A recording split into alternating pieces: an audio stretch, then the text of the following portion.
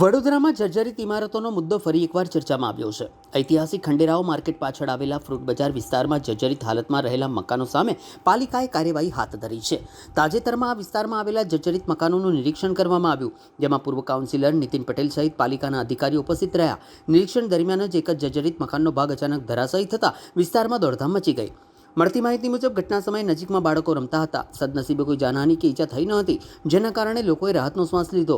જોકે ઘટનાએ તંત્રની ચિંતા વધારી દીધી. પૂર્વ કાઉન્સિલર નીતિન પટેલે જણાવ્યું હતું કે સંબંધિત મકાન માલિકોને અગાઉ 3 થી 4 વખત નોટિસ આપવામાં આવી અને મકાનો ખાલી કરવા સૂચના આપવામાં આવી. તેમ છતાં મકાનો ખાલી કરવામાં આવ્યા ન હતા. આ ઘટના બાદ તંત્ર વધુ સક્રિય બન્યું અને જર્જરિત મકાનોનો વીજ પુરવઠો કાપી દેવાની કાર્યવાહી હાથ ધરવામાં આવી છે. સાથે જ રહીશોને તાત્કાલિક મકાનો ખાલી કરવા સૂચના આપવામાં આવી છે.